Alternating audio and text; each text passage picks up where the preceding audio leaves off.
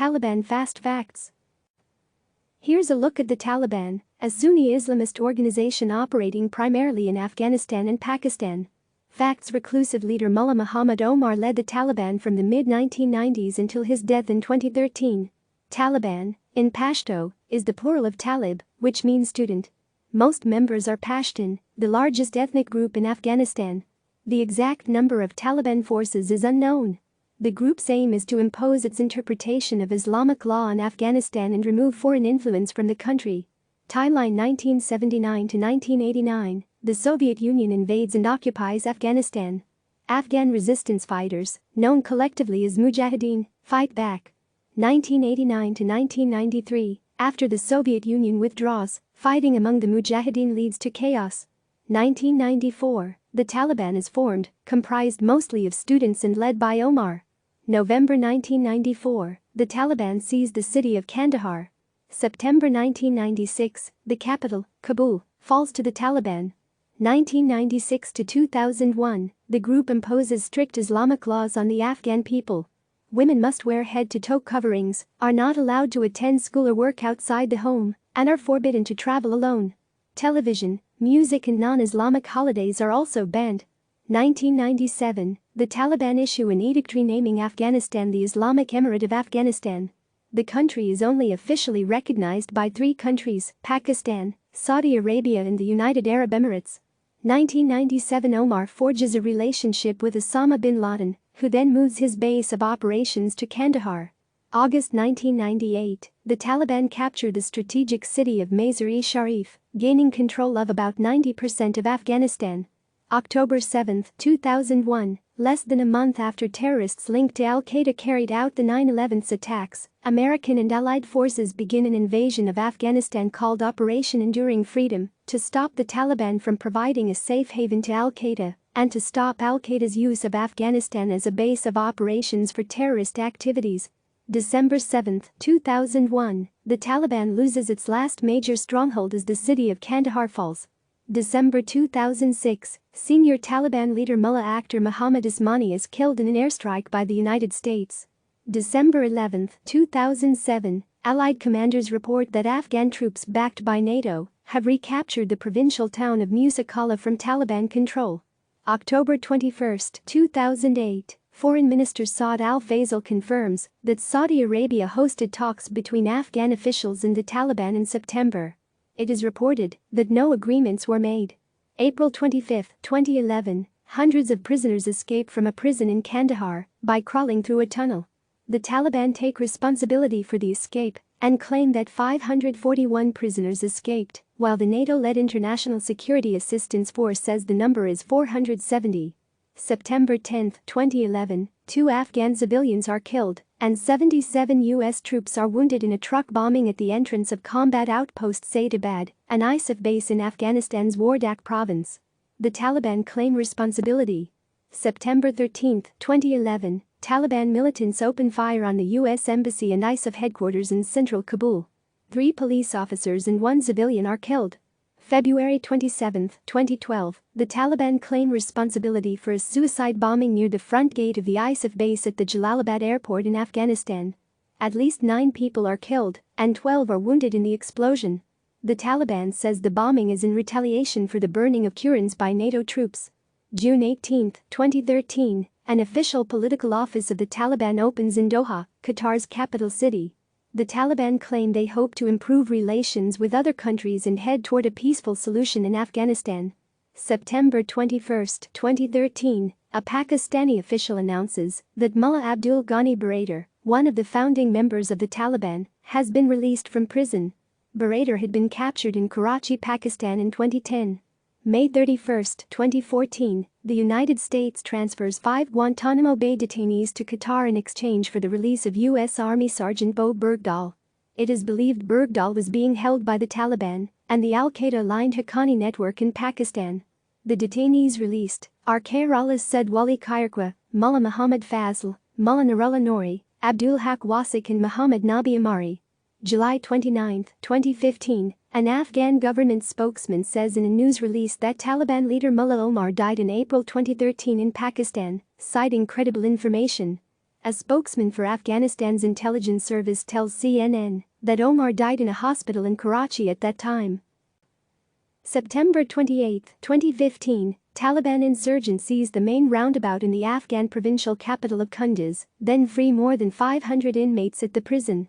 December 21, 2015, a police official says Taliban forces have taken almost complete control over Zanjan, a strategically important city in Afghanistan's Helmand province. May 21, 2016, Taliban leader, Mullah Mohammed Omar is killed in an airstrike in Pakistan. May 25, 2016, the Taliban name Malawi Haibatullah Akhundzada as their new leader. He is a senior religious cleric from the Taliban's founding generation. January 25, 2017, the Taliban release an open letter to newly elected U.S. President Donald Trump. The letter calls on Trump to withdraw U.S. forces from Afghanistan. February 11, 2017, the Taliban claim responsibility for a car bomb blast that kills at least 8 people in Lashkar Gah, the capital of Helmand province. April 21, 2017, the Taliban attack a Northern Army base in Afghanistan, killing or wounding more than 100 people. July 25, 2017, CNN reports it has exclusive videos that suggest the Taliban have received improved weaponry in Afghanistan that appears to have been supplied by the Russian government. Moscow categorically denies arming the Taliban. August 3, 2017, Taliban and ISIS forces launch a joint attack on a village in northern Afghanistan, killing 50 people, including women and children, local officials say.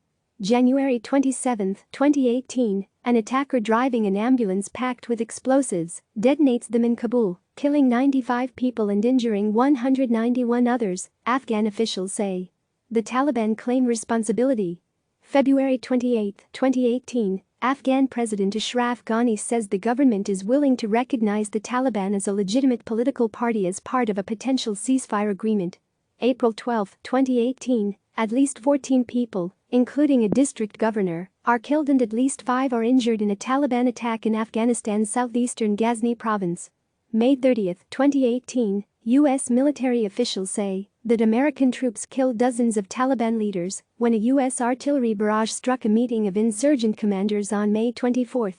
June 7, 2018, in a video message, Ghani announces that Afghan forces have agreed to a ceasefire with the Taliban between June 12 and June 21. The proposed truce coincides with the holiday of Eid al-Fitr, the period during which Muslims celebrate the end of Ramadan, the Islamic holy month of fasting. June 9, 2018, Taliban fighters kill 17 Afghan police officers in an attack on a police base before dawn, just hours before the militant group calls for a 3-day ceasefire. June 15 to 17, 2018, the 3-day ceasefire between the Taliban, Afghan forces and the NATO-led coalition is marred by 2 deadly attacks. ISIS, which did not participate in the truce, claims responsibility for a suicide bombing in the Nangarhar province that kills at least 25 people, including Taliban members and civilians. A second suicide bombing is carried out near the Nangarhar governor's compound, killing at least 18 people and injuring at least 49. There is no immediate claim of responsibility for the second attack. July 10, 2018, the Pakistani Taliban carries out a suicide attack that leaves at least 20 people dead in Peshawar. It is the first major attack in Pakistan as the country prepares for a general election on July 25, and the dead include Awami National Party candidate, Haroon Billu. July 25, 2018, The Wall Street Journal reports that American diplomats recently met with representatives of the Taliban in Qatar. August 10, 2018, the Taliban launch an attack on the strategic Afghan city of Ghazni, south of the capital Kabul, seizing key buildings and trading fire with security forces. At least 16 people are killed and 40 are injured, most are Afghan security forces. October 13, 2018, the Taliban issue a statement announcing that the group met with the U.S. envoy for Afghanistan, Zalmay Khalilzad, to discuss the conflict in Afghanistan. The United States does not confirm that the meeting occurred. November 9, 2018, in Moscow, Taliban representatives participate in talks with diplomats from Russia, Pakistan, India and other countries, as well as officials from the Afghan government. The United States sends a diplomat from its embassy in Moscow as an observer. January 22, 2019, authorities say at least 12 members of the Afghan military were killed and another 28 injured when the Taliban carried out a suicide attack on a military base in the central province of Maidan Wardak. January 28, 2019, officials from the United States and the Taliban announced they have agreed to a framework that could end the war in Afghanistan. The framework for peace would see the Taliban vow to prevent the country from being used as a hub for terrorism in return for a U.S. military withdrawal. An Afghan source close to the negotiations tells CNN that while a ceasefire and U.S. withdrawal were both discussed, neither side came to final conclusions. January 30, 2019, in its quarterly report to the U.S. Congress, the Special Inspector General for Afghan Reconstruction declares the Taliban expanded its control of territory in 2018, while the Afghan government lost control of territory. In October 2018, the Afghan government controlled just 53.8% of districts in the country, according to the report. The insurgency made gains to control 12.3% of districts, while 33.9% of districts were contested. February 5-6, 2019, talks are held in Moscow between Taliban leaders and politicians from the government of Afghanistan.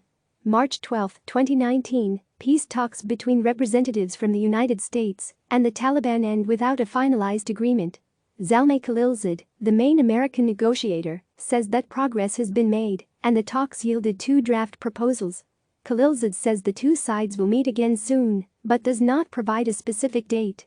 September 8, 2019, Trump announces that Taliban leaders were to travel to the U.S. for secret peace talks over the weekend, but that the meeting has been cancelled and he has called off peace talks with the militant group entirely. Trump tweets that he scrapped the meeting after the Taliban took credit for an attack in Kabul, Afghanistan, that killed a dozen people, including an American soldier.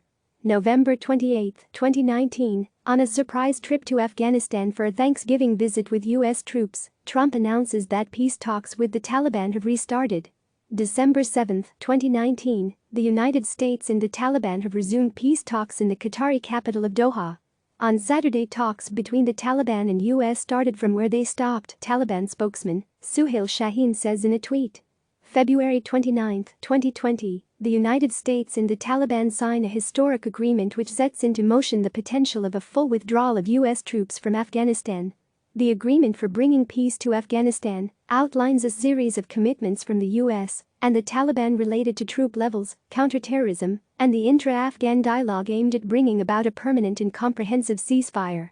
April 30, 2020, in the month following the signing of the Trump administration's peace deal with the Taliban, the insurgent group increased its attacks on America's Afghan allies to higher than usual levels, according to data provided to the Pentagon's Special Inspector General for Afghanistan Reconstruction.